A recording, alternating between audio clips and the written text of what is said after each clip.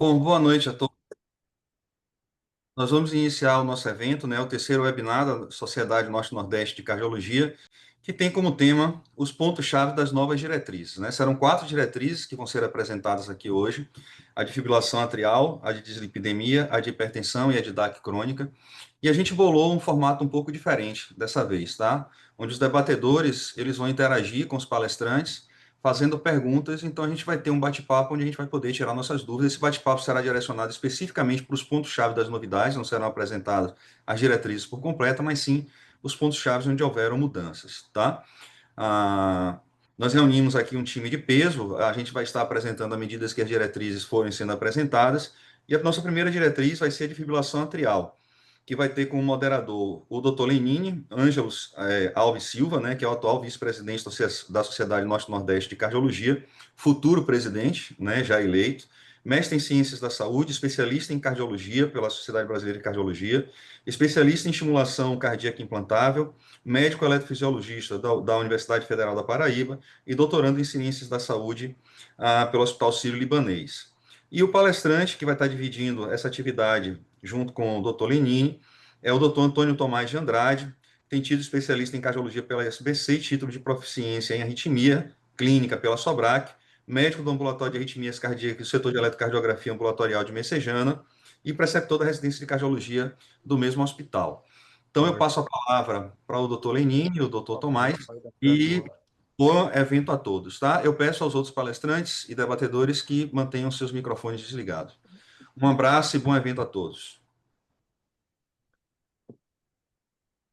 Boa noite, meus amigos. Boa noite, Emerson. Emerson, nosso diretor científico da Sociedade Norte-Nordeste de Cardiologia, organizando esse terceiro webinar da Sociedade Norte-Nordeste. Um prazer estar aqui com pessoas tão legais, tão importantes para a sociedade e tão relevantes para discutir um assunto muito interessante, que são as novas diretrizes, né? E para essa discussão das novas diretrizes, a gente vai começar com fibrilação atrial, né? A gente teve uma série de diretrizes que foram lançadas agora no Congresso Brasileiro de Cardiologia. As diretrizes são orientações que nós temos para como conduzir e tratar melhor nossos pacientes, e elas são um guia de como a gente deve fazer a boa prática de cardiologia. E estou aqui com a estrela do nosso show de hoje sobre fibrilação atrial, o Dr. Antônio Tomás. E, Tomás, eu gostaria de fazer uma pergunta provocativa para você, né? A nossa nova diretriz de fibrilação atrial, ela mudou um pouquinho o enfoque que a gente tinha no passado, e ela meio que se tornou parecida com a diretriz europeia e com a diretriz americana, e acho que talvez uma das principais mensagens de mudança que a gente tem dessa diretriz e da forma como a gente deve orientar nossos pacientes é meio que uma volta ao passado, né? Olhar o paciente como um todo e mudar a forma de abordar esse paciente, não tratando diretamente a fibrilação atrial, mas em especial abordando a mudança de hábitos de vida, mudança de fatores de risco. Então, a pergunta que eu tenho para você é o seguinte: é, essa nova diretriz ela adota 5 pilares centrais no manuseio da fibrilação atrial. E você poderia explicar para a gente o que quer dizer, o que são esses 5 pilares, por que a gente está com essa mudança de abordagem desse paciente e como isso pode tornar o tratamento da fibrilação atrial uma realidade de maior sucesso? Boa noite, Lenine. Primeiramente, eu queria agradecer pelo convite, né? Uma honra aqui estar diante de palestrantes de tão alto quilate, né? E realmente você trouxe um ponto muito interessante sobre a diretriz, né? Há algum tempo que a gente não pode abordar fibrilação atrial mais apenas sob perspectiva, o controle de ritmo, o controle de frequência, anticoagulo ou não anticoagulo, droga ou ablação por catéter, né? Porque o paciente com fibrilação atrial ele é muito mais complexo, ela é uma doença muito mais complexa. Então você citou bem a diretriz europeia, né? E eu antes de entrar na nossa, eu queria falar um pouco da diretriz europeia, porque a nossa se inspirou muito nela, tá? A diretriz europeia, ela traz um mnemônico chamado de CARE, certo? Que é baseado num tratamento onde o paciente é o centro do tratamento e ele propõe um tratamento integrado, onde ele vai dar uma ênfase especial nas comorbidades e fatores de risco, que é a letra C, envolvendo aí vários outros profissionais, né, algo muito multidisciplinar, desde das mudanças de estilo de vida, atenção primária, o cardiologista, a medicina interna, a enfermeira, tá? O A de avoid stroke thromboembolism, né, que é que muitas vezes vai envolver a anticoagulação, tá? Que é onde ele até cita também o uso da tecnologia com aplicativos como o eHealth para ajudar na anticoagulação dos pacientes. O R de reduzir os sintomas pelo controle do ritmo ou controle de frequência, né? Onde entra muitas vezes o eletrofisiologista, o arritmologista, tá? E o E de Evaluation in Dynamic Reassessment, que é uma avaliação dinâmica, certo? Onde a gente está sempre reclassificando o paciente segundo as próprias necessidades do paciente. A nossa diretriz, ela por sua vez, ela se baseia em 5 pilares, certo? Ela também tende a ser mais centrada no paciente, ser multidisciplinar, envolver múltiplas especialidades de uma forma integrada, tá? E ela envolve a melhora na qualidade de vida, o controle de fatores de risco, tais quais, com bastante ênfase no controle dos fatores de risco, na terapia antitrombótica, no controle da frequência cardíaca e no controle do ritmo do paciente. E a gente pode ver que os principais pilares estão aqui, né? Do mesmo care, o controle dos fatores de risco, a letra C, a terapia antitrombótica, a letra A, né? A redução dos sintomas, atuando na melhora da qualidade de vida, seja através do controle de frequência ou do controle de ritmo cardíaco, né? Mas a mensagem principal, como você falou, é essa abordagem integrada, certo? Onde a gente passa a discutir a fibrilação atrial de uma maneira muito mais ampla, porque a gente sabe que os fatores deflagradores, os gatilhos, os fatores moduladores estão presentes em outras comorbidades, que a gente vai falar mais adiante um pouquinho, eles precisam ser abordados. E você concorda com essa modificação de abordagem, Tomás? Como é que você acha que isso impacta a prática clínica? É, é muito interessante, né, porque ela é uma prática que, como você colocou, né, visa olhar para o paciente de uma maneira diferente, olhar para o paciente como um todo, né, nessa abordagem mais integral, né, e a gente sabe que a fibrilação atrial, por exemplo, ela não é um Wolff-Parkinson-White, um ataque cardíaco por renal que a gente manda para ablação e resolve em 95% o problema do paciente, né? A gente muitas vezes reduz o burden, reduz a arritmia, mas se a gente não tiver um cuidado integral, se a gente não controla a pressão adequadamente, se a gente não trata uma apneia do sono do paciente, se a gente não bota o paciente em programas de atividade física, né, ou até o destreino quando é um atleta de alta performance, a gente sabe que a chance dessa arritmia continuar voltando e impactando a vida do paciente, ela é muito alta, né? Então, assim, realmente eu concordo demais com esse tipo de abordagem. Então, eu lembro bem da época de residência, quando a gente estudava o que valia mais a pena em abordar o paciente com fibrilação atrial, e a gente é mais ou menos daquela época em que se comparava controle do ritmo e controle de frequência, né? Uhum. E ao fim da década de 90, início dos anos 2000, surgiram vários estudos a respeito disso, né? Do que era melhor o paciente já deixá-lo em fibrilação atrial ou e controlar sintomas e tratar outros fatores de risco, anticoagular e coisa e tal. E naquela época a gente aprendeu que a grande mensagem era: olha, é mais importante você anticoagular, quer dizer, essa é a grande mensagem que a gente tem dos anos Uhum. 2000, né? Do que necessariamente você controlar ritmo e controlar ou em relação a controlar frequência. E a medicina evoluiu muito de lá para cá, e agora a gente tem terapias farmacológicas e terapia invasiva por eletrofisiologia, que mudou um pouquinho a abordagem dos pacientes, né? Então, nesse contexto, eu queria que você posicionasse um assunto que é bastante curioso para muita gente, né? A ablação de fibrilação atrial, ela tem mais ou menos essa data, né? Essa idade, e ela está cada vez mais evoluindo, as técnicas estão se tornando cada vez mais reprodutíveis, os centros estão se tornando cada vez mais especializados, e eu queria que você falasse um pouquinho sobre como eu devo observar a ablação de fibrilação atrial no contexto do controle e do tratamento desse paciente. O que que você enxerga a respeito disso? Como é que a nossa diretriz aborda? E o que que a gente deve pensar a respeito de ablação de fibrilação atrial no paciente portador de fibrilação atrial? É para todos? Como é que a gente deve ver isso? Perfeito. Você está vendo a minha apresentação, Lenin? Que eu cliquei aqui sem querer em você e saiu aqui. Eu estou vendo. Tá vendo? Deixa eu ver só como é que eu faço. Gallery. Então, para a gente aqui só está aparecendo a sua pergunta, Lenin. Isso, a pergunta. Perfeito. É a Aqui. palestra dele, as aulas, os slides dele, não. É que eu botei aqui, eu não estou conseguindo passar, mas peço desculpa aqui. Disaster Suite. Que eu cliquei em você, eu estava querendo esconder. Hide Self View. Hide não. Sort by Gallery. Exit. Eu não estou conseguindo passar, ó. E- Eu vou stop share e voltar. Deixa eu tentar, perdão. Perfeito. Enquanto você interrompe a sua apresentação e reinicia, é, só para vocês contextualizarem a situação, a ablação de Vocês fibrilação atrial é uma situação em que a gente, de regra, tem um foco estão anatômico a vendo? princípio. Perfeito, eu consigo ver. Perfeito.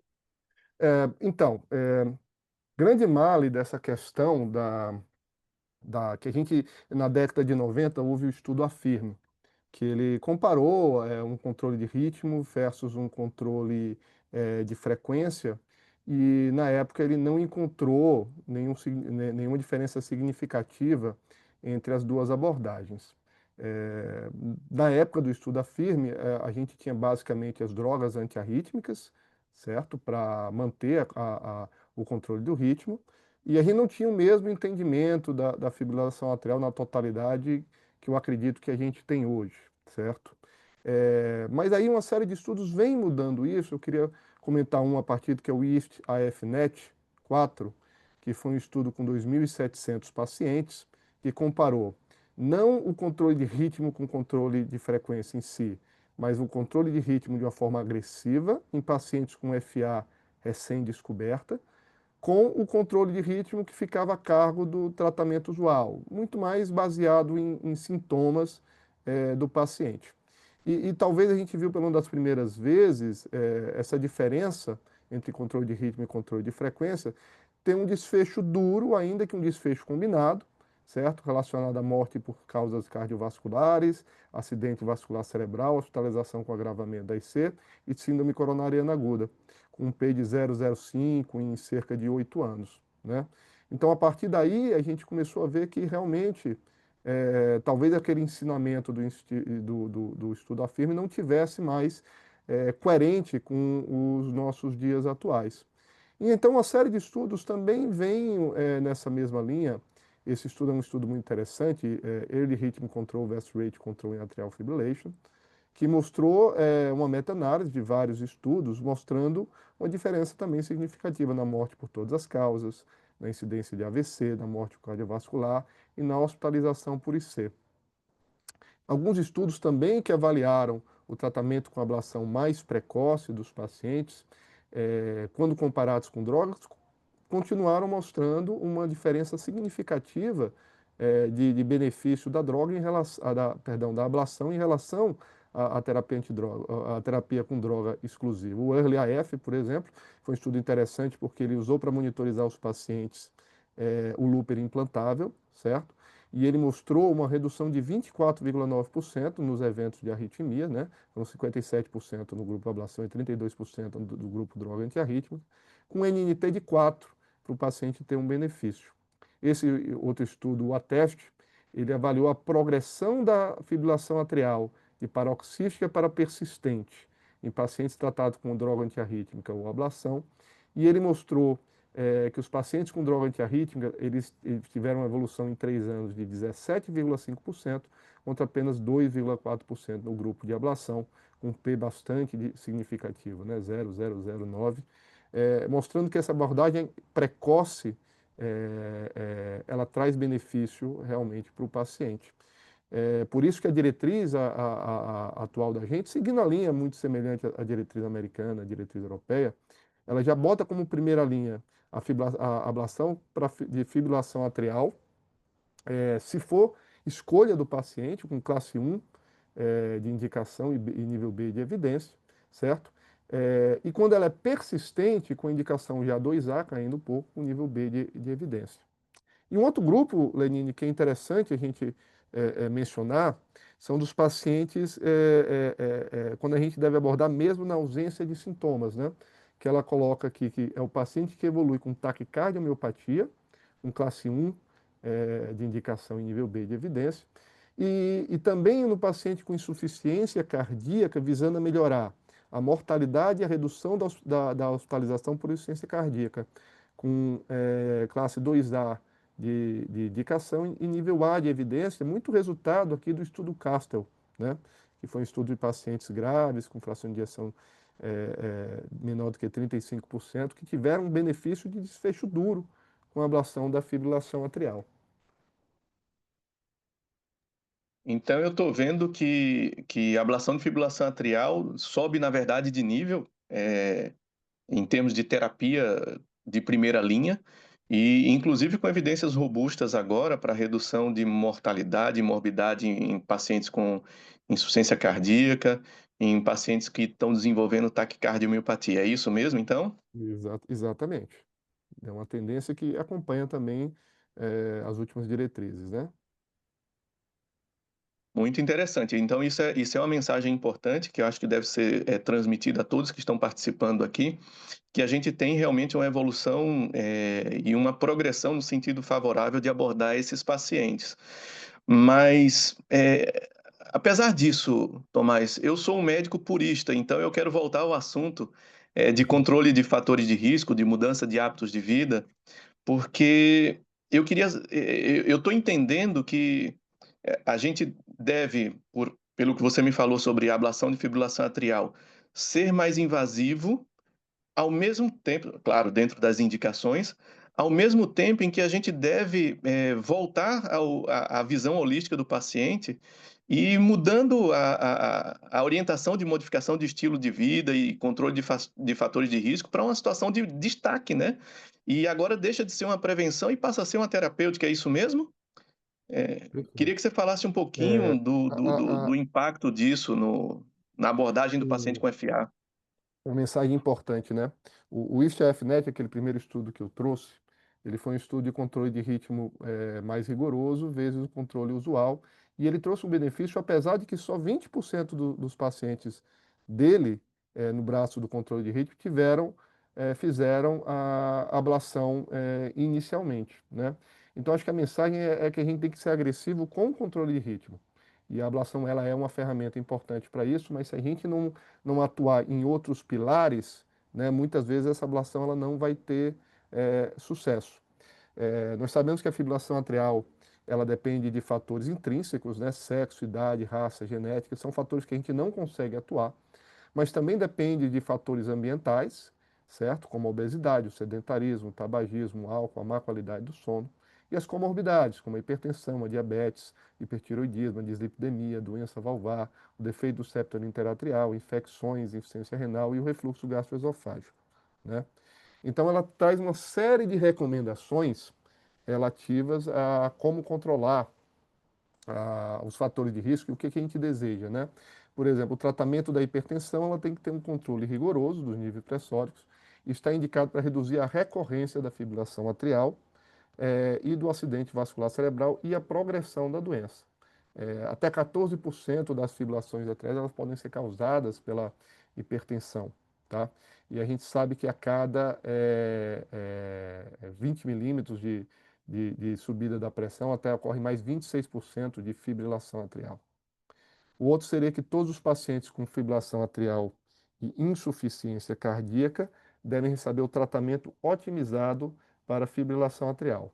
Seria o tratamento otimizado, né, a nossa famosa terapia quádrupla, né, que vai envolver os inibidores hoje do SGLT-A, o sacubitril/valsartana principalmente, né, os beta-bloqueadores, né, e para o caso selecionados os antagonistas também mineralocorticoides, como a eplerenone ou espironolactona, tá?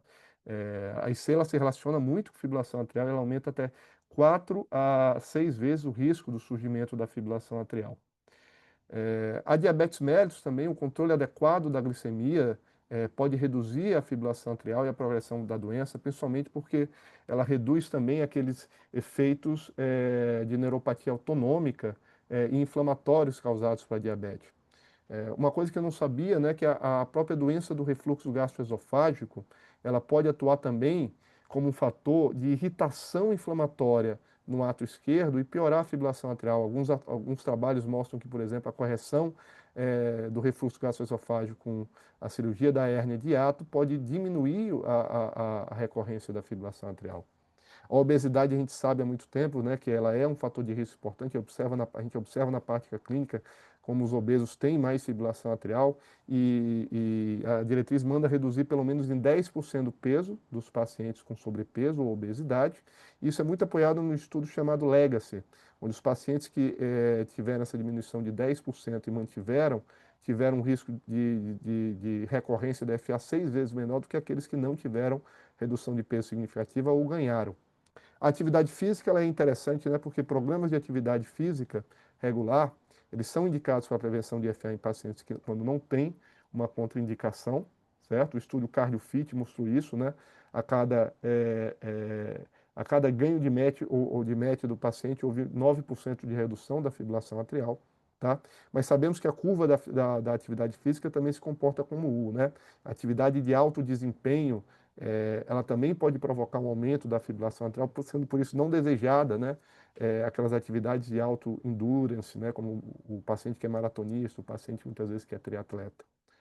A redução do consumo de álcool também inferior a 30 gramas por semana, ela é recomendada pela diretriz, isso baseado em estudos outros que mostram que até doses moderadas de álcool vão causar mais fibrilação atrial, né? Um estudo que avaliou o paciente com abstinência e sem abstinência, ele mostrou que os pacientes com abstinência tiveram cerca de 73% de sucesso na prevenção da FA, contra 53% daqueles que não fizeram abstinência, né? E por último, a apneia do sono, né? A investigação clínica do distúrbio respiratório do sono é recomendada em pacientes com fibrilação atrial, embora alguns estudos mostram o benefício do CPAP, um recente estudo randomizado questionou um pouco esse benefício, por isso ele caiu um pouco de indicação como 2A, tá, na diretriz, mas é algo que sempre deve ser buscado e tentado, até para a qualidade de vida também dos pacientes, né?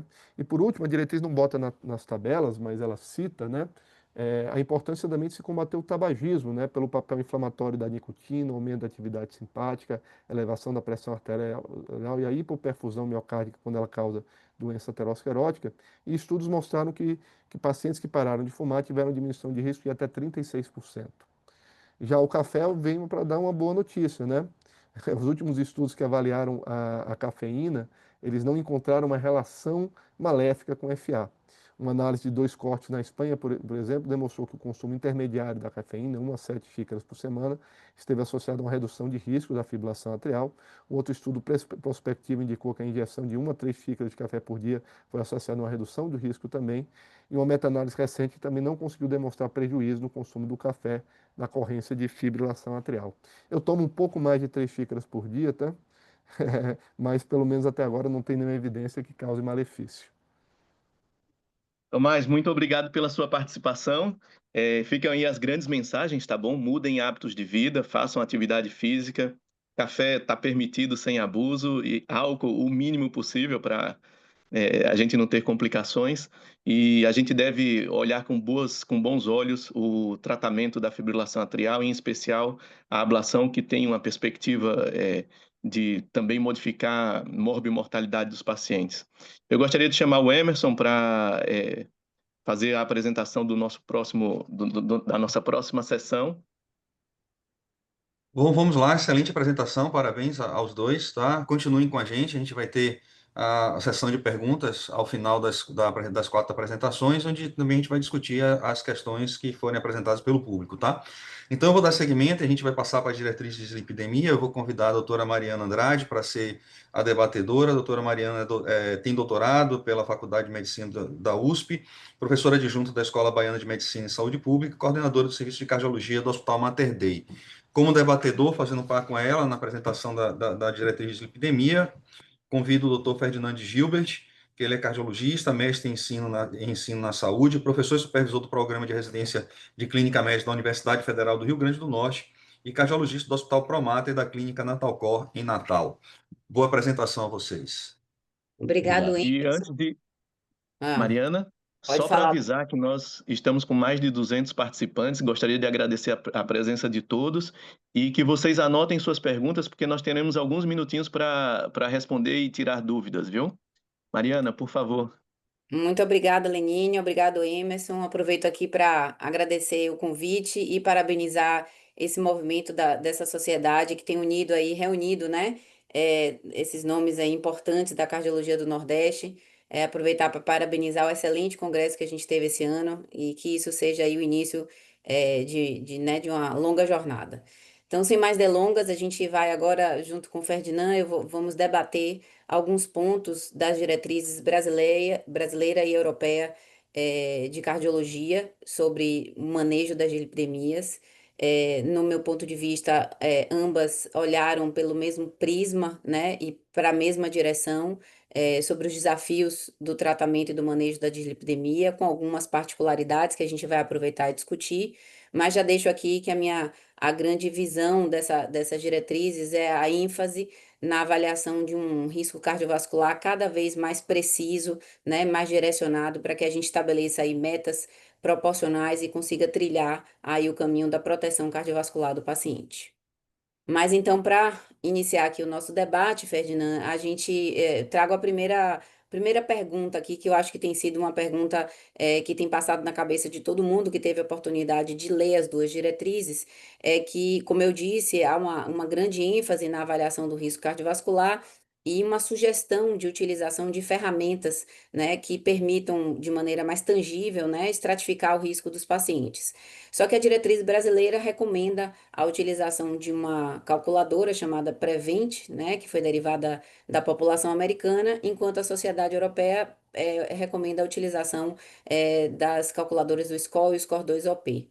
E aí eu queria que você, de maneira muito direta, assim, ajudasse muito a gente aqui na prática, explicasse quais são as principais diferenças desses dois scores, se tem vantagens, limitações para a gente aplicar na nossa população e o que é que justifica a gente mudar, né, da avaliação anterior que a gente usava, o score de risco global.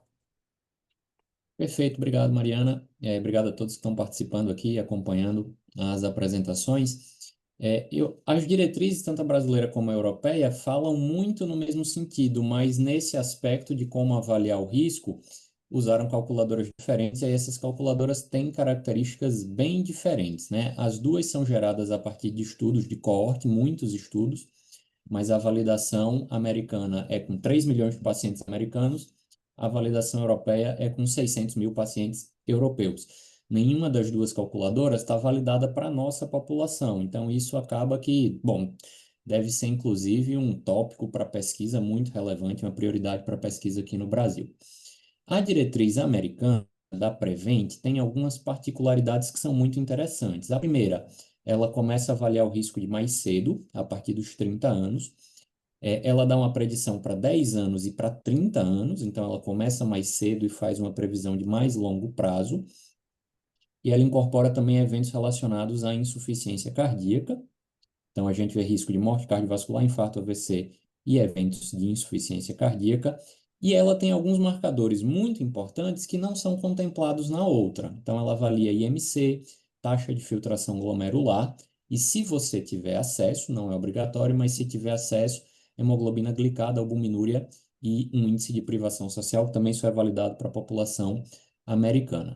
A diretriz europeia, ela começa só a partir dos 40 anos, em compensação a gente tem validação para a população mais idosa, até 89 anos, só faz uma predição de 10 anos e corrige de acordo com a mortalidade cardiovascular do país. Se a gente fosse usar no Brasil, a maior parte do Brasil seria considerada de risco médio, mas partes do Brasil, inclusive o meu Rio Grande do Norte, seria considerado de risco cardiovascular alto.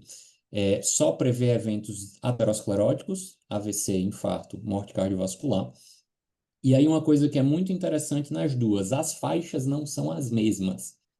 Na Prevent, a gente considera baixo risco 5% em 10 anos, na Score 2% em 10 anos. O risco intermediário da Sociedade Americana é 5 a 20%, na Score é 2 a 10%. Risco acima de 10% na Score já é alto risco, enquanto na diretriz americana, na Prevent, só vai ser a partir dos 20%. E na Sociedade Europeia, na Score, eles consideram 20% como já um marcador de risco muito alto. Então, como equivalente a um evento nosso. A nossa diretriz escolheu a Prevent, que tem uma validação boa, tem uma área sob curva ROC muito boa, acima de 0,77 para o estudo prognóstico de 10 anos, isso é muito bom, mas eu acho que a gente tem que entender bem as diferenças, olhar com calma, e a validação na população brasileira deve vir a ser uma prioridade de pesquisa para a gente. Perfeito, excelente. Eu acho que você abordou os tópicos mais importantes. Eu acho que faz muito sentido a gente estender esse tempo aí de predição de eventos, especialmente quando a gente começa a entender que essa doença precisa ser compreendida e tratada cada vez mais precoce, né? Mas concordo que estudos com validação na nossa população vão fazer muito sentido e vão ajudar a gente aí a fazer a melhor escolha na hora de estratificar o risco. Um outro tópico que eu queria discutir com você, que tem sido bastante debatido, toda vez que a gente se reúne aí para falar sobre o assunto, vem sempre essa questão à tona, é que a gente tem estabelecido cada agressivas ou mais intensivas, né, para o controle do LDL colesterol. Então, surge agora para um grupo de risco extremo, né, que é classificado de forma diferente entre as duas sociedades, mas que estabelece como meta um LDL colesterol abaixo de 40, né, e também para outro extremo de risco, que é a população de baixo risco, passa a ser agora uma meta ter o LDL colesterol abaixo de 115, né? Considerando, Ferdinand, o que a gente vê de realidade, né? O retrato da realidade, que mesmo com metas menos agressivas, nosso percentual de adesão à terapia e o percentual de alcance dessas metas no nosso país em especial, mas de uma maneira geral no mundo todo, é muito difícil. Qual que você acha que é a implicação prática dessas mudanças aí? Perfeito. Bom, primeiro comentar do risco extremo, né? Os nossas metas de LDL elas são muito desenhadas, a gente faz o trial usando mais terapias, chega num determinado valor, vê que esse valor menor é melhor, e aí depois a gente vê qual foi a população do trial, vamos dizer que é a meta para essa população, né? Então, essa meta de 70 é principalmente aquele TNT e outros estudos do início dos anos 2000. A nossa meta de 50 vem do Review e do Improve, estudo de Simvasetimib versus Simv isolado, deixou em 53, a gente arredondou para 50, a europeia arredondou para 55, e esse perfil de risco extremo vem dos estudos de PCSK9, né, Odyssey e Fourier, que ficaram aí com LDL 30 no Fourier e 40 no Odyssey. Então, essa população de risco muito alto. A gente nunca achou um nível de LDL que diga abaixo desse nível não é bom, não previne mais. Então, acho que essa lógica é muito interessante de quanto maior o risco, vai mais baixo, e a meta que a gente conseguiu atingir, bom, nos trials PCSK9 foi em torno desse 40, coloca essa como meta mais específica para essa população. A população de extremo risco vai ser eventos recorrentes, doença polivascular. A Sociedade Brasileira coloca que você pode até ter um evento só, mas se tem duas ou mais condições de alto risco, você já é risco extremo. Do outro lado, de risco baixo, eu acho que também precisa ter muito comentário sobre isso, né? A gente também não achou uma população em que o risco dela seja tão baixo que não tenha benefício de estatina. Então, mesmo os pacientes de baixo risco se beneficiam. Precisa uma consideração tanto individual como em termos de saúde pública bem relevante, né? Precisa ser pensado com cuidado para você pegar um paciente de baixo risco e medicar. O racional da nossa diretriz mesmo nessa população com menos de 5% de risco em 10 anos, eu consigo prevenir 11 eventos para cada 1.000, né? 1% de prevenção de eventos. Isso é mais relevante do que qualquer evento colateral relacionado à terapia hipolipemiante. E aí ela recomenda isso na nossa diretriz, lembrando o alvo menor que 115, mas ela faz a recomendação com nível de evidência mais fraco, principalmente para iniciar em relação aos pacientes que estão com LDL persistentemente acima de 145. Mas eu acho que o conceito é exatamente isso que você apontou. A gente tem que pensar a aterosclerose ao longo de toda a vida, como uma doença evolutiva, e muitas vezes uma redução não tão intensa numa idade mais jovem, sob um risco mais baixo, tem um grande impacto no paciente mais idoso que não desenvolveu a doença aterosclerótica. Então, acho que essa consideração da nossa diretriz precisa ser pesada bem individualmente com cada paciente, mas é uma consideração relevante quando a gente pensa em relação a toda a vida, né? O risco ao longo do tempo. Perfeito. Sem nada a acrescentar aos seus comentários, assino embaixo. Vamos falar agora um pouquinho sobre a questão da terapia combinada, né, precoce. A gente aprendeu aí com as diretrizes de hipertensão, né? Doutor Aldes daqui a pouco vai ter a palavra aí. E a gente aprendeu que vale a pena, né? A gente fazer combinações, talvez com doses até menores do que as doses máximas, e sem demora, né? Ser precoce, sem demora, combinar. E aí eu queria ouvir um pouco da sua opinião, do ponto de vista também prático, né, no nosso dia a dia, na realidade que a gente tem hoje. Como é que você acha que isso vai ser incorporado de fato, né, na nossa prática? Essa estratégia aí, eu tô vendo que você já está rodando os slides aí, essa estratégia de partir do percentual esperado de redução de risco com as estratégias combinadas, como é que você daria aí de dica prática para o cardiologista que está acompanhando a gente aqui? De com que iniciar, qual combinação fazer, como é que a gente faz essa conta aí na hora de iniciar a terapia. Perfeito. Eu acho que essa é a grande inovação da diretriz e é uma inovação que é muito necessária. As últimas diretrizes de dislipidemia que a gente tinha, principalmente de 2020 para trás, eram diretrizes que, de certa forma, estimulavam a inércia, né? Então, dizia, ó, começa a estatina de intensidade alta, reavalia com 4, 6 semanas, 3 meses. Daqui a 3 meses, você vê alguma necessidade de aumento. Era uma terapia, como foi no diabetes muito tempo, baseada em falha, né? Começa a terapia, quando ela falhar, você intensifica a terapia. E aí, quando chegava no mundo real, era aquilo que a gente vê, menos de 10% dos pacientes estão dentro de meta, porque a gente começa a terapia, manda o paciente tomar, ele volta sem tomar, você começa de novo, espera um tempo, não estou fazendo dieta, vai começando um monte de desculpa e às vezes a própria inércia do médico e a gente não chegava na meta. Essa nova diretriz traz alguns conceitos bem interessantes. O primeiro conceito, que eu acho muito legal também, é a meta do não HDL, né? Então, todo paciente tem duas metas, a meta de LDL e a meta de não HDL, com a ApoB como uma meta secundária. E ela parte do princípio de quanto você precisa baixar para chegar na meta. Comece terapia de combinação para dentro da meta que você precisa. Então, imagina, o paciente infartou, tinha um LDL de 180. A gente acabou de receber ele no hospital. Primeiro evento, ele é muito alto risco, precisa de uma meta de 50. A gente vai precisar aí 73% de redução. Como a gente fazia antes, né? Começa a sua rosuvastatina, a torvastatina de 40, a gente lhe revê no consultório e avalia lá na frente. Às vezes o paciente voltava sem tomar, a gente tinha perdido um mês a mais aí, ia demorar mais tempo para reavaliar. Agora você precisa de quanto? 75%? Olha aqui, 73%. Estatina, ezetimibe, ácido bempedóico pode ser uma opção. Estatina anti-PCSK9 pode ser uma opção. Escolha um daqui, dentro da intensidade que você precisa, comece de cara. Claro que tem variabilidade individual, claro que a gente precisa acompanhar o paciente mais na frente, mas a gente vai chegar dentro dessa meta bem mais cedo. E aí é um conceito que a gente tem muito claro para insuficiência cardíaca, mas às vezes não é tão claro assim para a coronária. Após um evento, a gente tem uma fase de maior vulnerabilidade, o maior risco da recorrência do evento é exatamente nesses primeiros meses, primeiro ano após um evento. Então, é exatamente aqui que a gente precisa ser mais agressivo.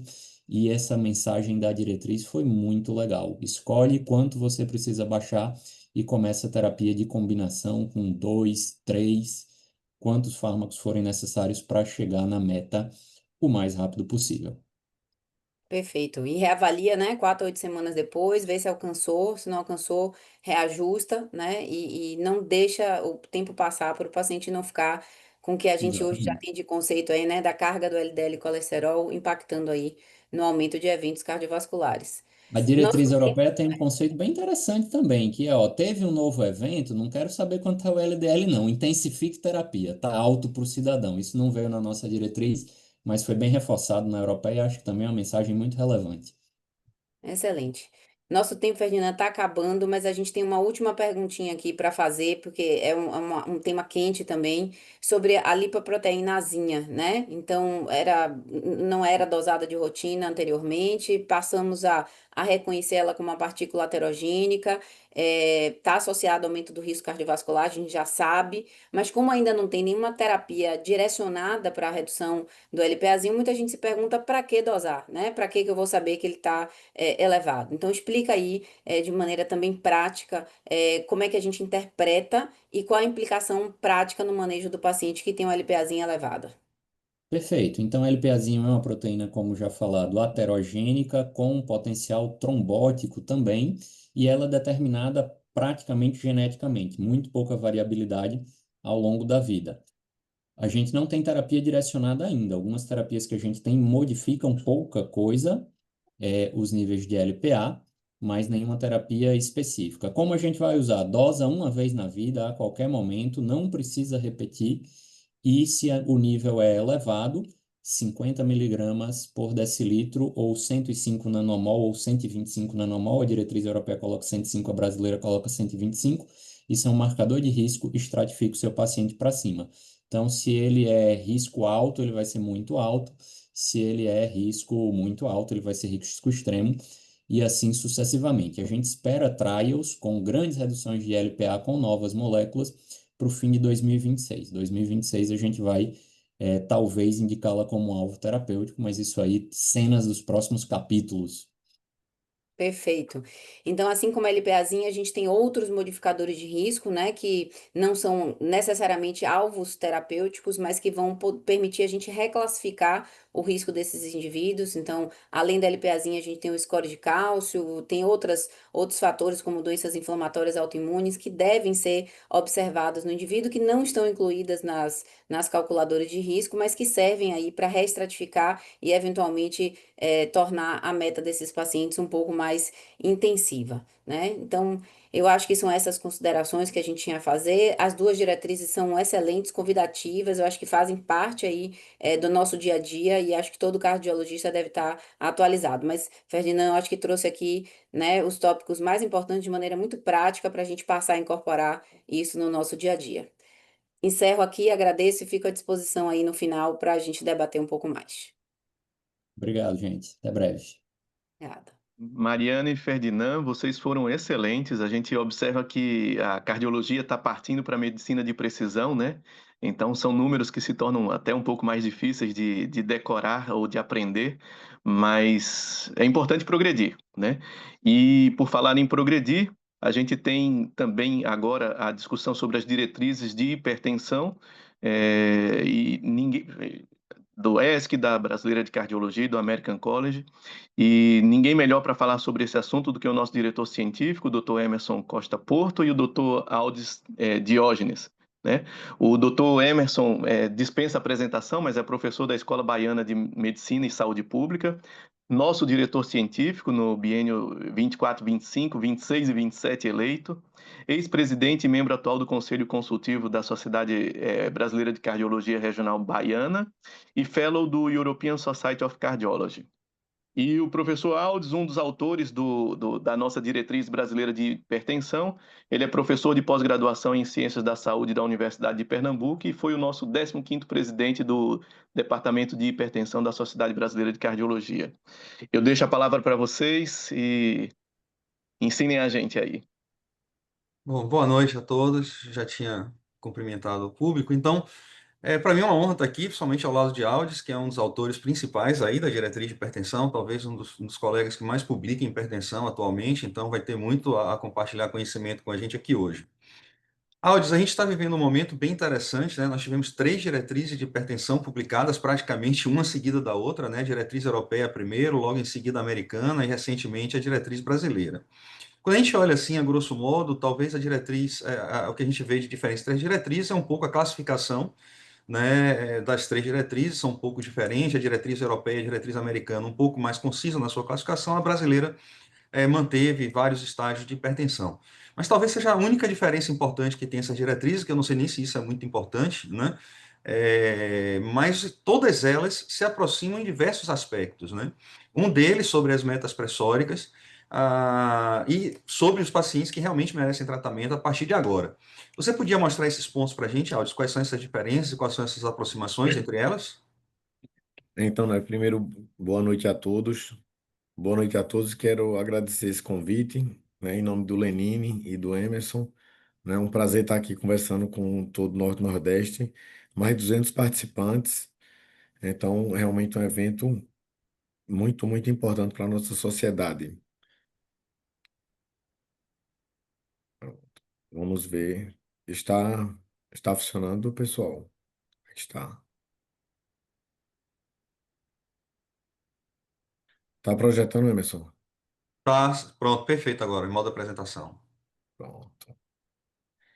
Então, vamos conversar. Esse é meu clube de interesse, que nada vai atrapalhar a minha apresentação. A primeira pergunta, então, sobre classificação. Vejam, nós temos três tabelas diferentes, mas algumas delas são bem concordantes, tá? Que são o quê? Primeiro, hipertensão. Todos os pacientes com a partir de 140/90 são hipertensos. E todos os pacientes abaixo de 120/80 são normotensos. O grande problema está no 120/139, onde a gente vai ter esses valores que seriam o intervalo de alerta, onde a gente vai ter que estratificar melhor esse paciente.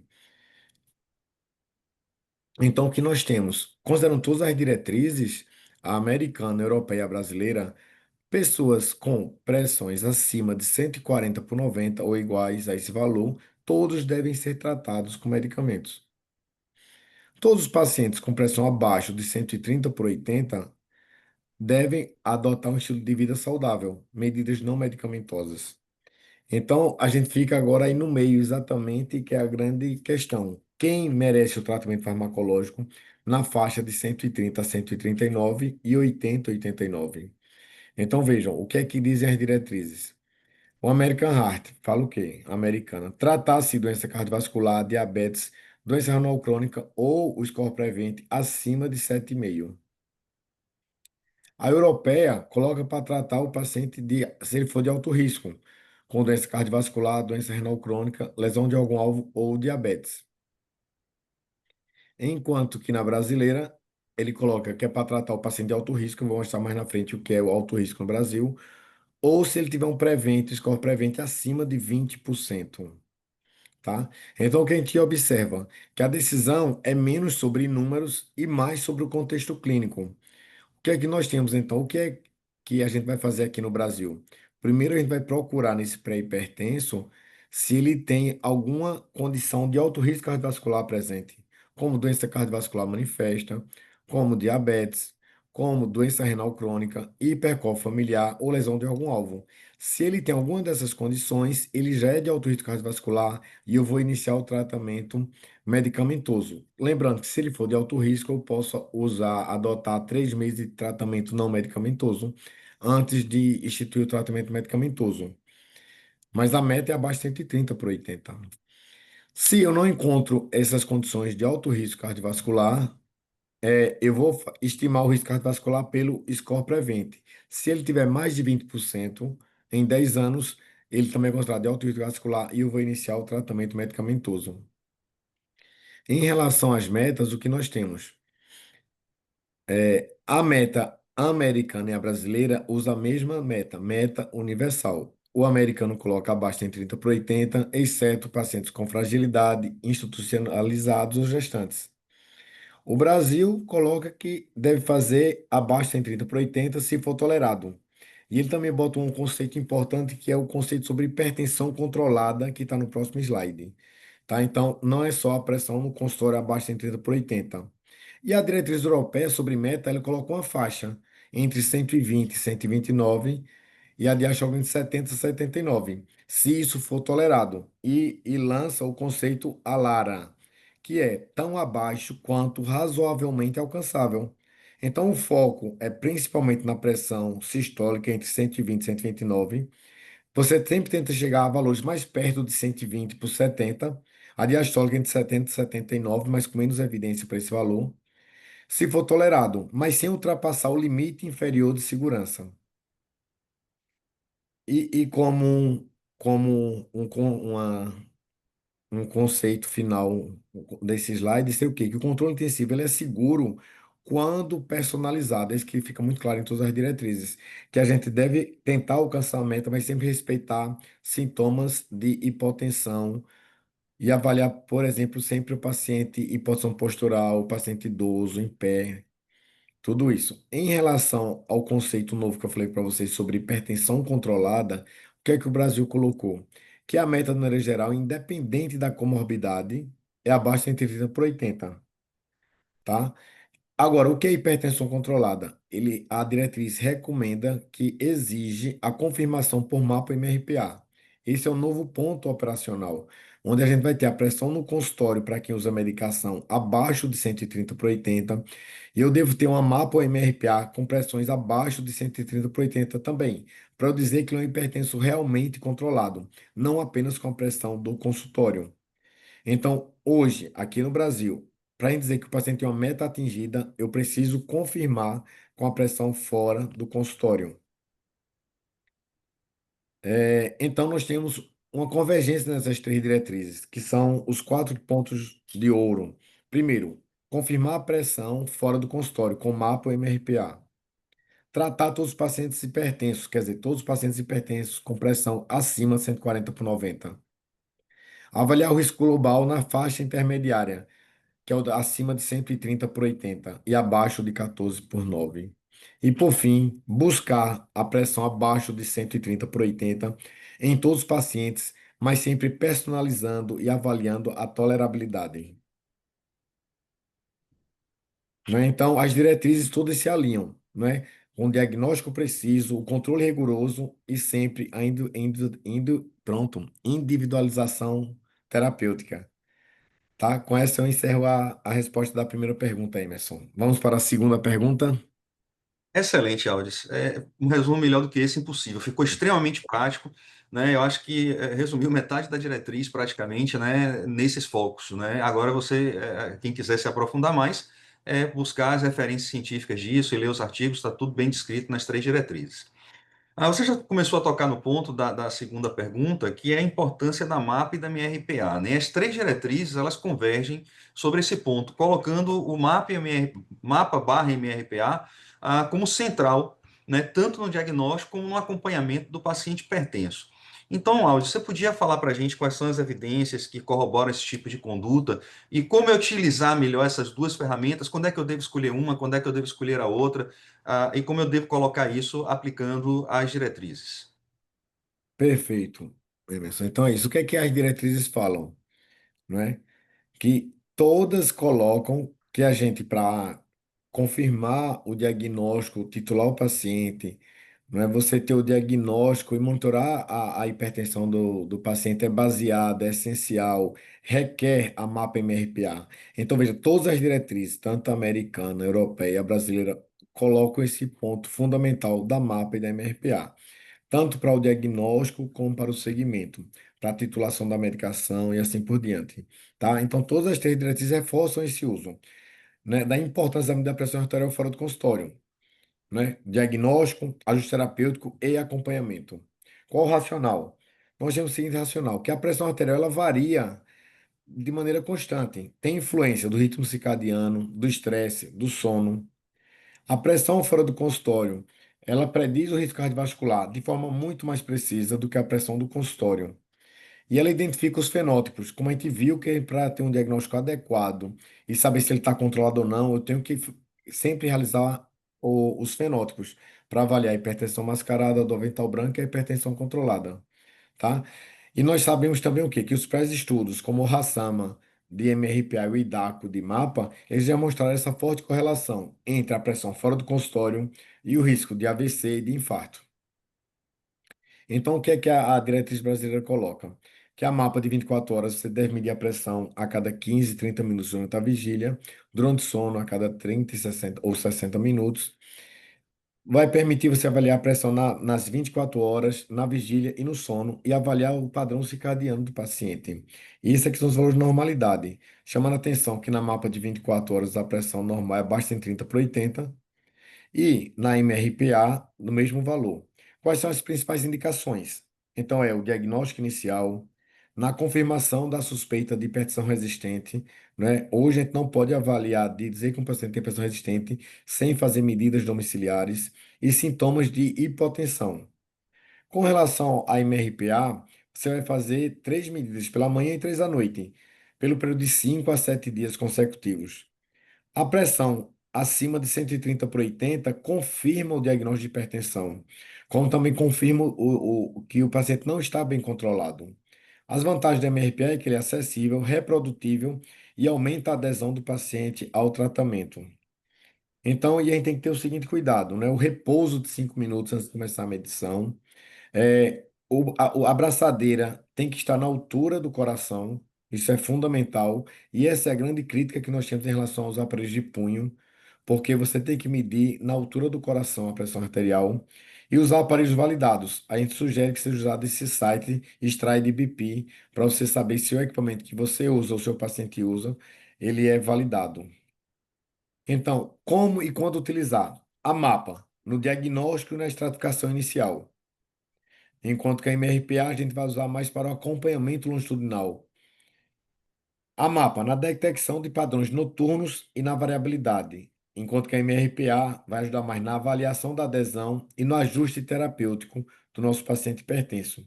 Então a gente vê que são dois métodos que são complementares, eles não competem entre si, eles se complementam. E em relação à expansão e ampliação ampla do uso dessas medidas, todas as diretrizes colocam para esse uso muito rotineiro, né? A diretriz brasileira colocou um capítulo específico sobre o SUS, fala dessa integração da MRPA no SUS, onde a gente já utiliza, por exemplo, em Campos do Jordão e aqui no Procap, em Pernambuco. No ESC, ela reforça muito para o uso rotineiro para o diagnóstico e no controle da hipertensão em toda a Europa. E o American Heart reforça muito o uso também de plataformas digitais e do telemonitoramento. Então, hoje o telemonitoramento é uma realidade e melhora muito o controle dos nossos pacientes hipertensos. Então, a MAPA e a MRPA juntas transformam o tratamento da hipertensão em um cuidado contínuo, personalizado e mensurável. A PA fora do consultório é política pública e é boa medicina. Obrigado. Podemos seguir para a terceira pergunta. Vamos lá, Aldis. A gente está com o tempo já um pouco em cima, mas essa pergunta eu acho que talvez seja até, se você quiser até responder para a gente depois nas perguntas, pode ser. A diretriz europeia é um dos pontos que ela traz assim, que causou divergência de todas as demais publicações, diz respeito à pesquisa de Peralta. A diretriz europeia ela pede que essa investigação seja universal. Eles se baseiam nisso por conta dos estudos mais recentes que mostram que a prevalência de Peraldo é bem maior do que a gente pensava. Existe até indivíduos que não são hipertensos, indivíduos normotensos, né? E se baseia que se a gente der um diagnóstico de Peraldo antes do indivíduo desenvolver hipertensão, talvez a gente tenha, digamos assim, consiga prevenir até redução de desfechos. Já a diretriz brasileira e a americana diz que a gente só deve pesquisar hiperaldo em pacientes com hipertensão secundária. Você teria como falar só bem rapidamente para a gente quais são os pontos positivos e negativos dessa divergência de condutas? Pronto. Como você comentou exatamente, a brasileira e a americana são bem semelhantes. Ela coloca os critérios para a gente investigar, que seria hipertensão resistente, hipocalemia, apneia do sono, incidentaloma adrenal, AVC precoce, história familiar. Enquanto que a europeia não. Ela propõe um uso mais amplo desse rastreio, inclusive nos pacientes estágio 1 e mesmo nos pacientes normocalêmicos, tá? Então, a diretriz europeia ela busca aumentar essa detecção precoce. E por que isso deve ser feito? A diretriz europeia coloca. Pela alta prevalência. Imaginem que o paciente estágio 1, de 5 a 10% dos pacientes devem ter hiperaldo. Nos pacientes estágio 2 até 22%. Um problema do fenótipo, porque mais de 50% dos pacientes não vão ter hiperpotassemia. E como você comentou, o paciente com hiperaldo, ele tem maior risco de insuficiência cardíaca, AVC, FA e DAC, em comparação a quem tem hipertensão primária. O tratamento específico também, como a cirurgia ou a espironolactona, vai reduzir eventos cardiovasculares. E a relação aldosterona-renina, ela pode ser feita sem suspender a maioria das medicações. Isso também é uma coisa que chamou a atenção, que antes não era adotado. Então, ampliar o rastreio significa antecipar o tratamento e mudar o prognóstico, não é? Em relação às forças, em relação você não fazer esse rastreio para todo mundo. Fazer um rastreio mais focado, como diz a diretriz brasileira e a americana. É em relação a maior eficácia e custo-efetividade. Prioriza os grupos com maior alta prevalência. Por exemplo, o resistente à hipocalemia ou paciente com apneia do sono. E reduz a necessidade de testes confirmatórios e encaminhamentos. A questão é que a gente vai manter, não vai diagnosticar muitos pacientes. E chama a atenção que o subdiagnóstico, porque apenas 2% dos pacientes elegíveis são testados, isso no mundo. E atrasa assim a terapia específica e o controle do dano da aldosterona, pela aldosterona. Então, ampliar o rastreio significa antecipar o tratamento e mudar o prognóstico. Então, comparando dois de maneira bem rápida, o rastreio amplo, você vai detectar casos ocultos, vai iniciar o tratamento mais precocemente, mas você vai aumentar muito a carga de exames e o custo, e vai ter muito falso positivo. Em relação à diretriz brasileira e americana, é um rastreio mais simples e operacional. Ele é mais custo-efetivo e tem nos sistemas de recursos limitados, se encaixando muito bem para o Brasil. Não é? Então, por exemplo, a albuminúria não era nem dosada de rotina, e agora eles colocou para dosar a albuminúria de rotina. Você vai ter um problema do subdiagnóstico persistente e um retardo nesse benefício clínico. Então, o segredo está em não perder o paciente que pode se curar, nem desperdiçar energia em que não precisa ser investigado. Então, o que é que temos de consenso entre as diretrizes? Quem deve solicitar a relação aldosterona e renina, com o potássio normal, inclusive sem fazer dieta de sal. Suspender apenas a espironolactona por 4 semanas. Manter as demais drogas e interpretar conforme o uso. Encaminhar os casos possíveis para o centro de referência e decidir entre a cirurgia lateral ou a medicação. Estratégia prática e viável em qualquer sistema de saúde. Né? E lembrando que você pode fazer pela atividade plasmática da renina ou pela renina direta, tá? Tem a fórmula para fazer. E lembrar que ao dividir pela renina direta, a gente tem que multiplicar por 10. O valor de normalidade seria de rotina 30 para a atividade plasmática da renina, essa relação. Quando usar a renina direta, maior que 70. E a gente tem um problema do falso positivo, tá? Se eu tenho essa relação acima de 30, por exemplo, ou 70, mas eu tenho uma aldosterona normal, isso normalmente é um falso positivo. Então, de maneira bem sucinta, é só esse slide, Emerson, para encerrar. O que é que mudou mais na diretriz? As mensagens da diretriz, então, é medir a pressão de maneira correta e em pé no paciente idoso. Isso é fundamental para a gente não ter problema de hipotensão postural e respeitar a pressão e não colocar todo mundo abaixo de 130 por 80. Confirmar a pressão fora do consultório. Classificar o risco do paciente. Primeiro, procurando se ele tem doença cardiovascular, diabetes, doença renal crônica ou lesão de algum alvo. Se ele não tem nada disso, ele tendo, ele já é de alto risco. Se ele não tiver, eu vou fazer a segunda etapa, que é calcular o score prevent e procurar acima de 20%. Fixar a meta abaixo de 130 por 80, que é o mesmo valor para MAPA, MRPA e para o consultório. Uma meta única. Escolher a terapia. Então, siga o Pill Combination, né? Um diuretiazídico e Ecobral e BCC. De preferência, um só comprimido, mas aqui está aqui, ó, em cinza para mostrar exatamente que no SUS nós não temos isso. Nunca fazer um duplo bloqueio do sistema renina-angiotensina aldosterona. O beta-bloqueador utilizar nas indicações específicas no resistente à espironolactona. É mandatório fazer as medidas não medicamentosas, reduzir o sal, aumentar o potássio da dieta, não é para fazer suplementação de potássio, é potássio na dieta, reduzir o consumo de álcool, controlar o peso e a atividade física. Sétimo, revisar em 4 semanas o controle. Se a pressão não está na meta, revisão a cada 4 semanas e identificar até o valor tolerado. monitorando a creatinina e o potássio. E, por fim, me acompanhar nas redes sociais, que eu boto muitas informações com medicina baseada em evidências. E muito obrigado. Excelente, Aldis. Pô, super prático. Eu acho que ficaram as dicas, né? Bem fácil de todo mundo acompanhar e destrinchou a diretriz aqui em 15 minutos. Excelente. Então, eu passo a palavra para a doutora Lenine para dar seguimento à próxima diretriz e obrigado pela oportunidade, gente. Parabéns, Aldis, parabéns, Emerson. A gente poderia passar um webinar inteiro falando sobre hipertensão arterial e esse assunto não iria se encerrar. Eu gostaria de chamar para o nosso último bloco de discussão sobre mudanças na diretriz o Dr. José Antônio de Lima Neto e o Dr. Rodrigo Almeida Souza para falarem sobre a diretriz de doença arterial coronária crônica. O Dr. Lima Neto, ele é especialista em cardiologia pela Beneficência Portuguesa e pelo INCOR, especialista em ecocardiografia pelo INCOR, mestre em Ciências da Saúde pela UFC, tem MBA em Gestão pela PUC e pelo Einstein e é um CEO da Clínica do Coração, do TOTMed e do TOT System. Já o nosso amigo Rodrigo Almeida Souza, ele é cardiologista clínico e intervencionista formado pela Unifesp, tem mestrado e doutorado também pela Unifesp, também fellow do ESC e é coordenador do Serviço de Hemodinâmica do Hospital de Clínicas Gaspar Viana. É membro titular da SBC e da SBHCI e é o presidente eleito da gestão 26-27 da Sociedade Paraense de Cardiologia. Bom, a palavra fica com vocês e espero que vocês nos tragam boas mensagens. Então, boa noite. É um prazer estar participando do evento de altíssimo nível, com a equipe tão gabaritada e com tanta gente prestigiando, né?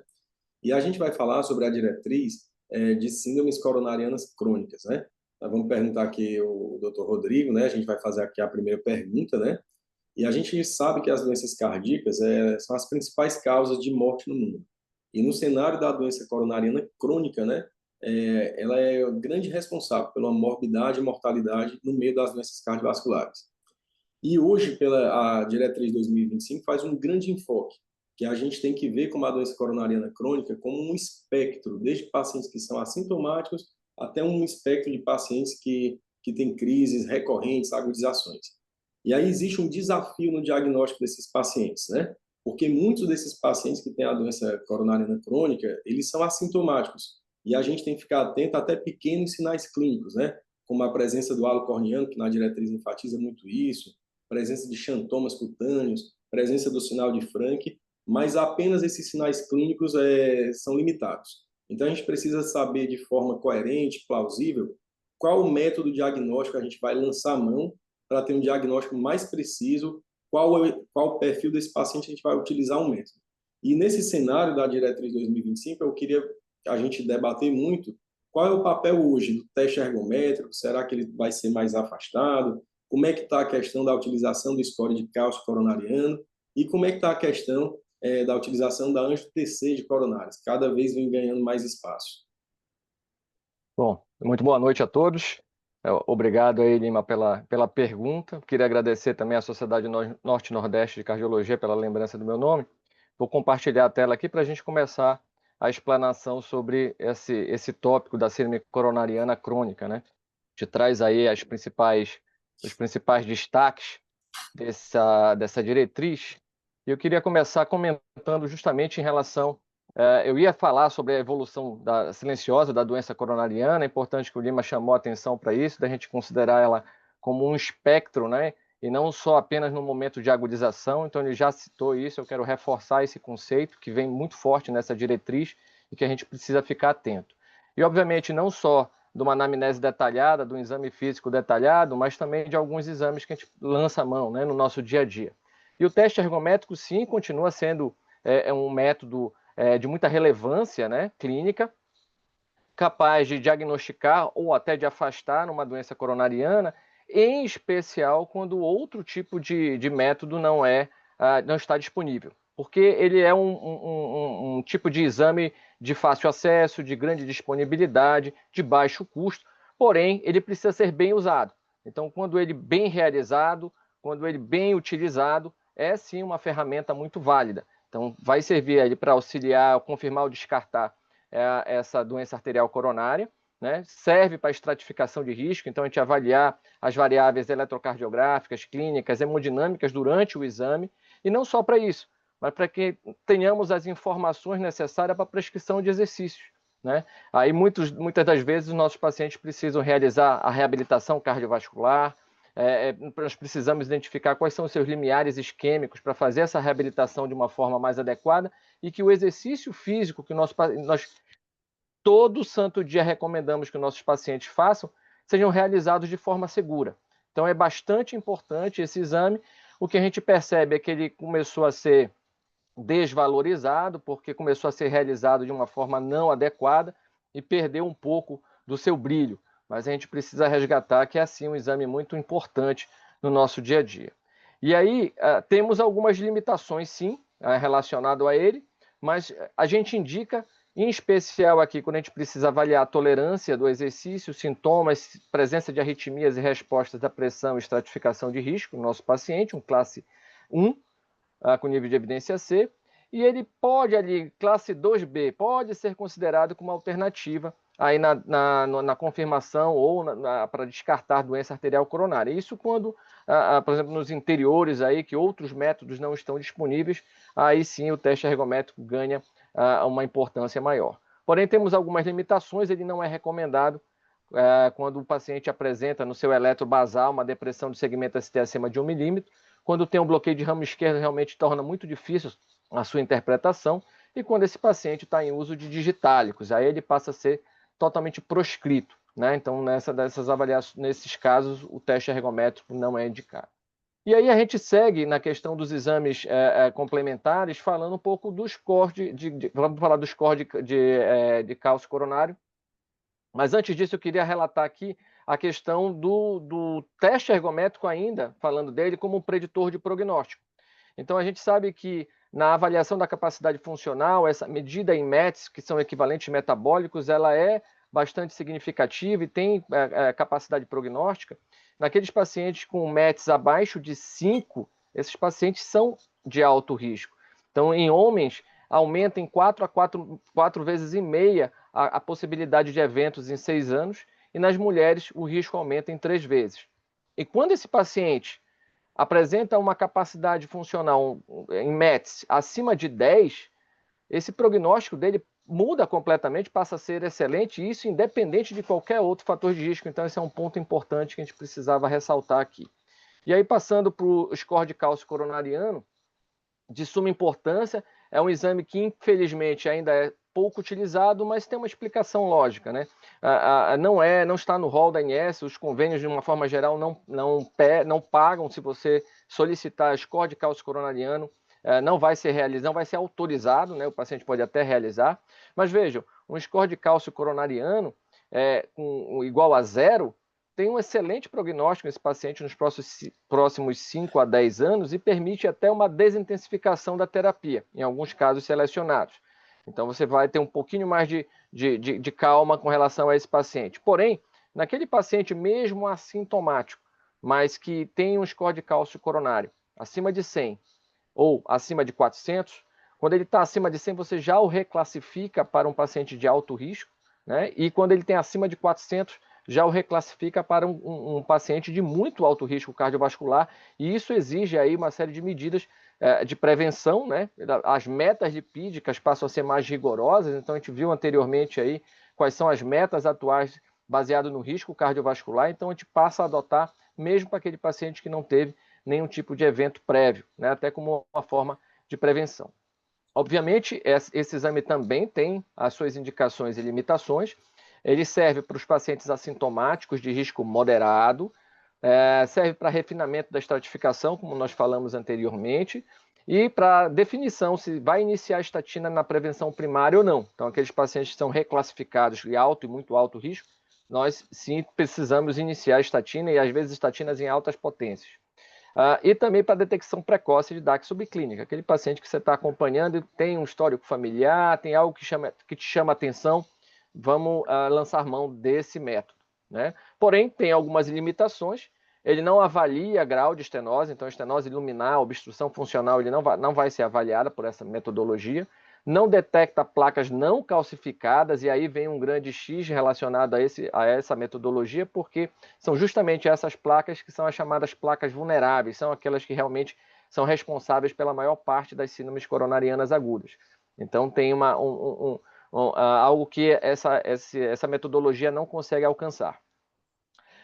Precisa ter a interpretação ajustada para sexo e idade, e não vai ser um exame de escolha para aqueles pacientes sintomáticos e de alto risco, aí continua sendo a cinecoronariografia. Tá? E, por fim, a angiotomografia de coronárias, viu, Lima?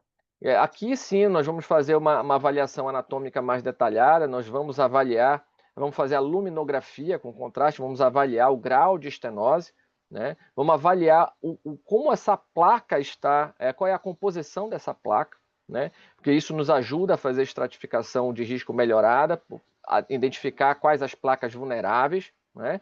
E tem um alto valor preditivo negativo. Então, quando o resultado é normal, score de cálcio coronariano 0, então você tem uma confiabilidade imensa de que realmente DAC obstrutiva não existe naquele cenário.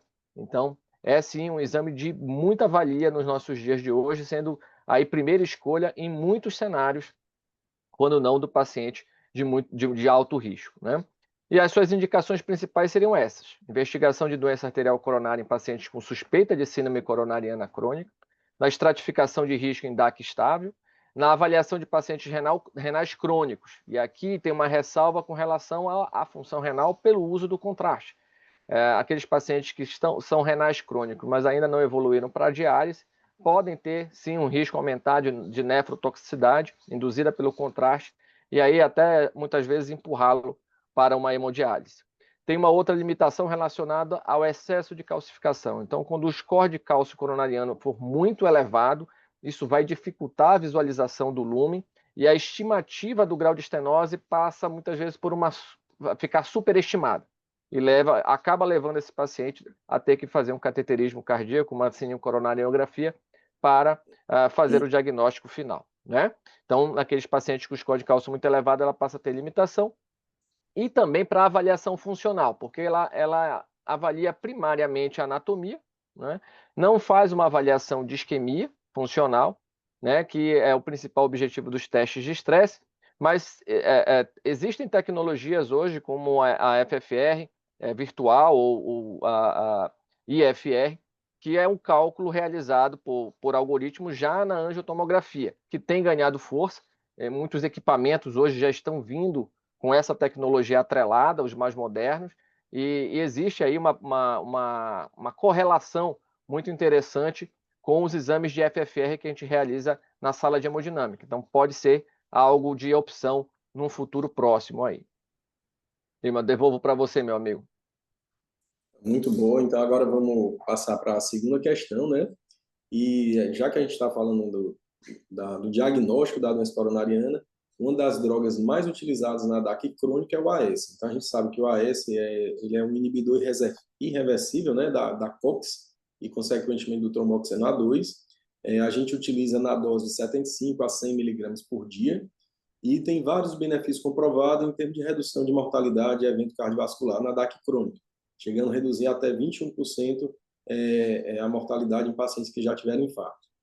No contexto assim da angioplastia, quando a gente pegou aquele paciente, realizou uma angioplastia eletiva, não é no cenário da doença coronariana aguda, uma angioplastia eletiva, nós vamos ter que utilizar a dupla antiagregação plaquetária. E aí temos drogas como clopidogrel, prasugrel, ticagrelor, grandes trais como Triton, Plato. E aí a pergunta é: como é que está a situação hoje, pela diretriz atual, da dupla antiagregação plaquetária? Qual tempo a gente vai manter? Qual melhor droga utilizar? Como é que está esse cenário?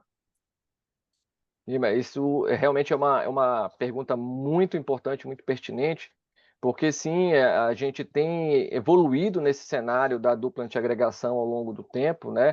Inclusive com alguns esquemas de short DAPT, que a gente chama. Então, vamos ver isso aqui, tá? Então, hoje, o manejo da dupla antiagregação pós-angioplastia eletiva, tá, se faz fazendo um balanço entre o risco de trombose desistente, ou seja, o risco de isquemia residual, e o risco de sangramento. Então, você precisa analisar, individualizar para o seu paciente.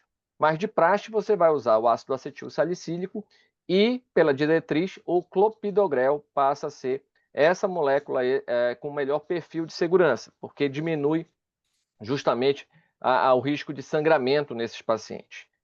E em alguns cenários você pode encurtar ou prolongar essa dupla antiagregação. Então, pela diretriz, 6 meses de dupla antiagregação com AS e o inibidor da P2Y12, preferencialmente o clopidogrel, tá?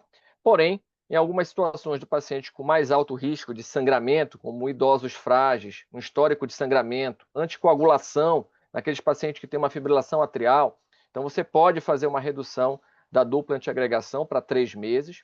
E aqui eu vou fazer um parêntese, porque existem estudos e existem estentes com plataformas que permitem com que você, inclusive, faça essa dupla antiagregação por apenas 1 mês.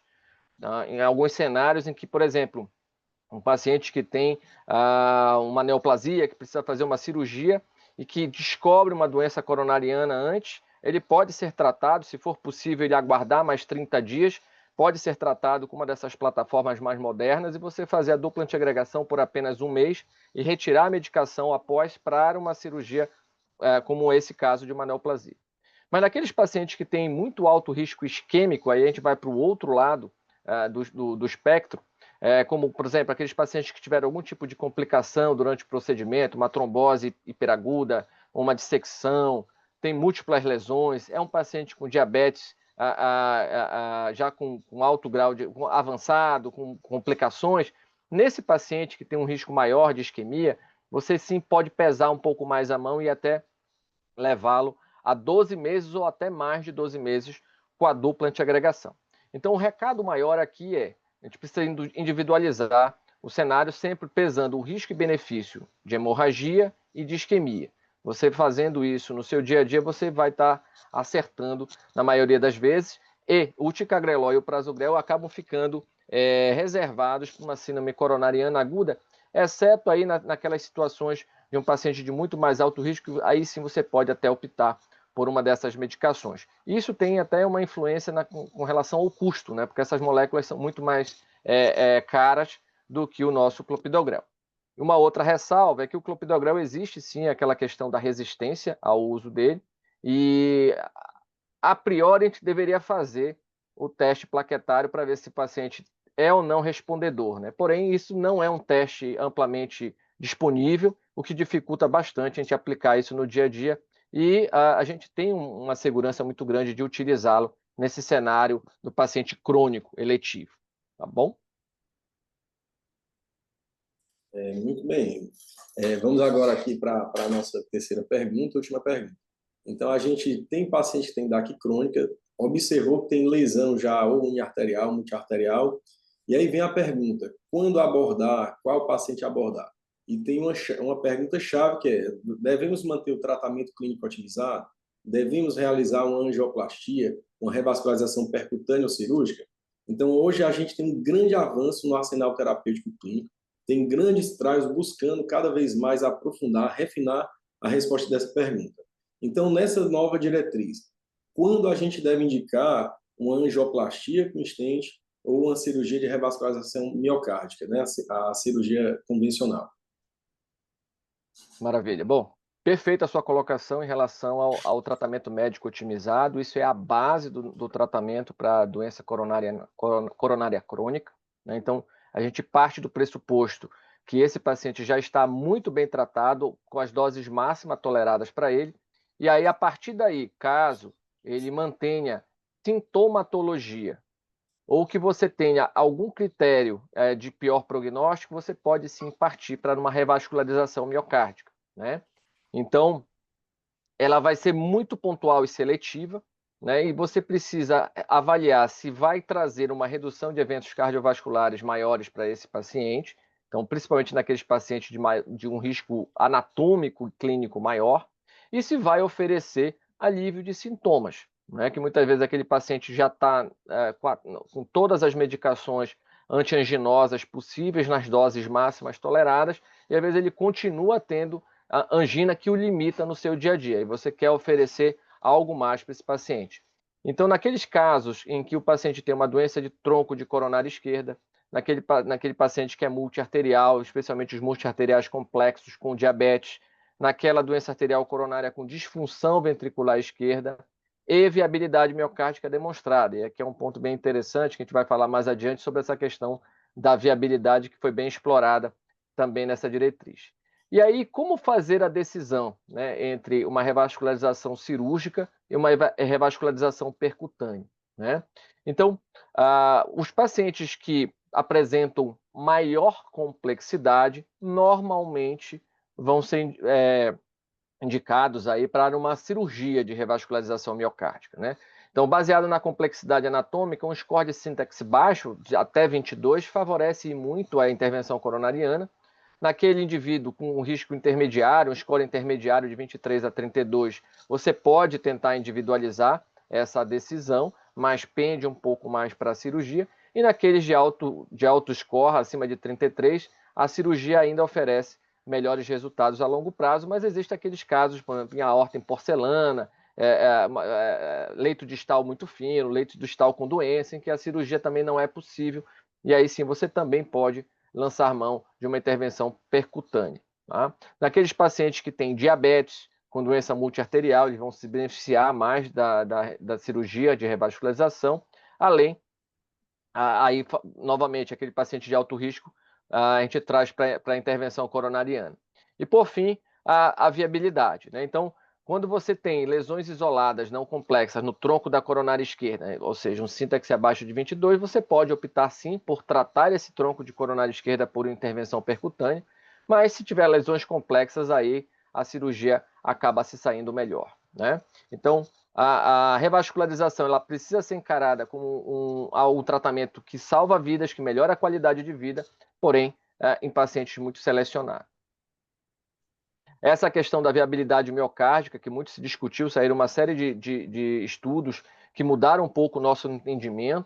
Então, hoje, realizar ou não a intervenção, a revascularização, não depende exclusivamente da viabilidade miocárdica. Então, se esse paciente tiver sintomas, tiver anatomia complexa, tiver comorbidade, tiver expectativa de vida, você pode sim lançar mão, mesmo que não tenha um teste de viabilidade ou mesmo que a viabilidade não seja comprovada. Então, em cenários específicos, você ainda assim pode lançar mão da revascularização. Parabéns ao Dr. José Antônio e ao Dr. Rodrigo Almeida. Nós chegamos agora no momento final aqui da nossa discussão. Eu gostaria de chamar o Dr. Emerson Porto para conduzir aqui Quantos minutos nós teremos, Emerson? Eu vou fazer aqui 5 minutos, tá? Para a gente responder, tentar o máximo possível responder as perguntas. Então, assim, como eu gosto bastante de fazer pegadinhas com quem eu convido para as palestras, eu vou fazer uma com vocês. Isso não estava no script, tá? Então, eu vou fazer a cansação pinga-fogo. Faço as perguntas que estão aqui no chat e vocês respondem de forma como se fosse realmente um bate-bola, um ping-pong aqui. Eu mando a pergunta, vocês respondem de imediato, tá? Então, a primeira pergunta aqui, vamos começar logo com o presidente, que se ele tiver aqui com o futuro presidente, se ele tiver que se chatear comigo, ele já me demite antes de eu assumir. Então, faltou, Lenine, falar sobre suspensão da anticoagulação pós-ablação da FA. Suspende ou não? Sim ou não? Rapaz, você fez uma ótima pergunta, Emerson. Eu gosto de sessão pinga-fogo, porque a gente tem que responder rápido. Seguinte, anticoagulação para todos nos 2 meses subsequentes à ablação. Baixo risco, o CHADS vá 1, 0, 1, você pode considerar suspender. Muito alto risco, independente do sucesso da ablação, você não suspende, pelo menos não por enquanto. Acredita-se que isso deva mudar e que a gente só deva manter a indicação da anticoagulação para o CHADS vá com score maior que 3, tá bom? Mas a princípio é essa a resposta. Para o pessoal da dislipidemia, ômega 3, Mariana e Ferdinando, foi isso? Ômega 3 foi sugerido para tratar hipertrigliceridemia e reduzir eventos sem DAC crônica. Concordam com essa indicação? Aí vamos lá, Posso? ômega 3, Então vá. quer responder, Mariana? Não, Responda. vou responder essa.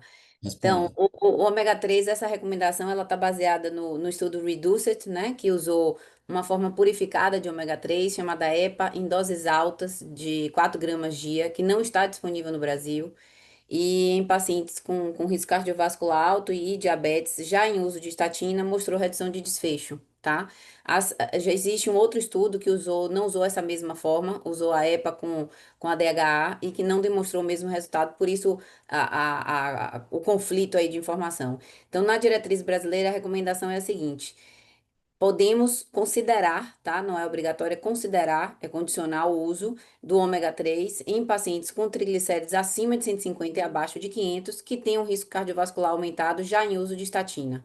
E não indica a utilização dessa outra forma, EPA mais DHA, que foi utilizado no estudo STRENGTH nessa mesma população. Mas como não temos disponível no Brasil, infelizmente não dá para ampliar essa indicação para todos. Ferdinand, já que você foi tão, digamos assim, gentil, cedendo a palavra à dama, aí eu vou lhe pegar pelo pé agora. Também a doutora Silvia fez uma pergunta aqui: qual a importância de dosar proteína C reativa ultrassensível e qual a importância da inflamação na dislipidemia? Você tem que responder isso em menos de 1 minuto. Perfeito.